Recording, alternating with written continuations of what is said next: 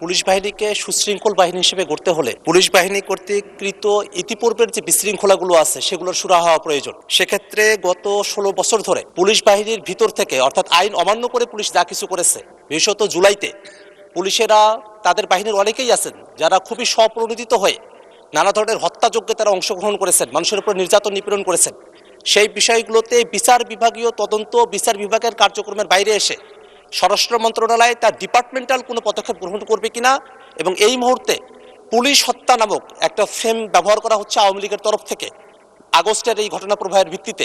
আমরা সেক্ষেত্রে স্বরাষ্ট্রমন্ত্রীর কাছে স্পষ্টভাবে জানতে চাই, এই যে একটা বিশৃঙ্খলা তৈরি করা হচ্ছে পুলিশ বাহিনীর ভিতরে, সেক্ষেত্রে এটা যে ঘাতক, তারা যে ঘাতক ছিল তাদের যে এক ধরনের শাস্তির বিধান হয়ে গেছে, সেই বিষয়ে যে অস্পষ্টতা তৈরি হয়েছে, সেই বিশৃঙ্খলাগুলো দূরীকরণে স্বরাষ্ট্র মন্ত্রণালয়ের পক্ষ থেকে কোনো উদ্যোগ আছে কিনা আপনার মাধ্যমে জানতে চাই।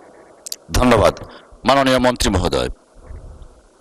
ধন্যবাদ মাননীয় স্পিকার। আমি ইচ্ছা করলে মাননীয় সদস্যকে একটা আলাদা নোটিশ দেওয়ার জন্য আহ্বান করতে পারতাম, কিন্তু এটা একটা বিশাল রাজনৈতিক প্রশ্ন। যেমন জুলাই যোদ্ধাদের ইনডেমনিটি দেওয়ার বিষয়ে, আইনি এবং সাংবিধানিক সুরক্ষা দেওয়ার বিষয়ে জুলাই জাতীয় সনদে আমরা অঙ্গীকারাবদ্ধ হয়েছি। অঙ্গীকার নামার এটা 5 কি 6 নম্বর দফা 6। সেখানে এই ইনডেমনিটি প্রদানের এই অঙ্গীকারের প্রেক্ষিতে বিগত ইন্টারিম গভর্নমেন্টের সময় একটা জুলাই যোদ্ধা সুরক্ষা অধ্যাদেশ নামে একটা অধ্যাদেশ জারি করা হয়েছে। সেটা 133টি অধ্যাদেশের মধ্যে এখানে মহান জাতীয় সংসদে উপস্থাপন করা হয়েছে। আমাদের যে বিশেষ কমিটি গঠন করা হয়েছে সংসদীয়, এই অধ্যাদেশগুলো পরীক্ষা নিরীক্ষা করে রিপোর্ট প্রদানের জন্য আগামী 2 তারিখে সেখানে আমরা আলোচনা করেছি, এবং সুখের বিষয় সর্বসম্মতিক্রমে আমরা এই জুলাই যোদ্ধা সুরক্ষা অধ্যাদেশটা পার্লামেন্টে বিল আকারে উপস্থাপন করে পাশ করার বিষয়ে একমত হয়েছে। নাম্বার 2,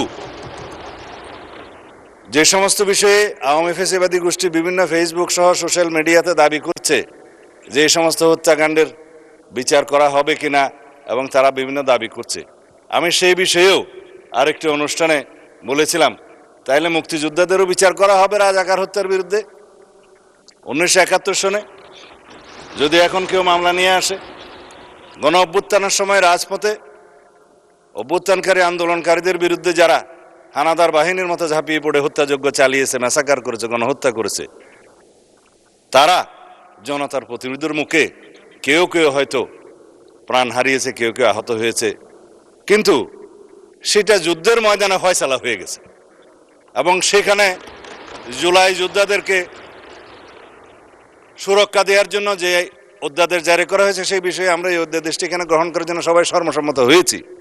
সুতরাং আমার মনে হয় মাননীয় সদস্য আশ্বস্ত হতে পারেন, এই বিষয়ে সারা জাতীয় ঐক্যবদ্ধ একমত।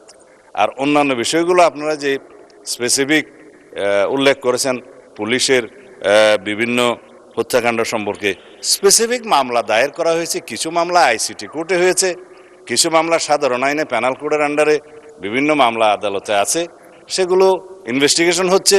কিছু কিছু বিষয়ে চার্জশিটেড হয়েছে, এবং ফেসিস শেখ হাসিনার বিরুদ্ধে 2-1টা মামলা এবং তার সহযোগী স্বরাষ্ট্রমন্ত্রী সহ কয়েকজনের বিরুদ্ধে 2-1টা মামলার রায়ও ঘোষিত হয়েছে, এবং সেই রায়গুলো সারা জাতি টেলিভিশনের মাধ্যমে একদম লাইভ টেলিকাস্ট করা হয়েছে, আপনারা দেখেছেন।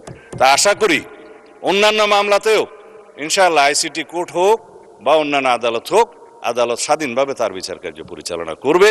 সেখানে আমরা কোনো ইন্টারফেয়ার করব না, করতে চাই না। এটাই বর্তমান সুশাসনের, আইনের শাসনের ব্যবস্থা আমরা কায়েম করতে চাই। সুতরাং আমরা অপেক্ষা করি। আইনি প্রক্রিয়া, বিচারিক প্রক্রিয়া কিছু সময় লাগবে, সেটা পর্যন্ত আমরা অপেক্ষা করি। ইনশাআল্লাহ এদেশে সকল গুম, খুন, হত্যাকাণ্ড এবং গণহত্যার বিচার হবেই।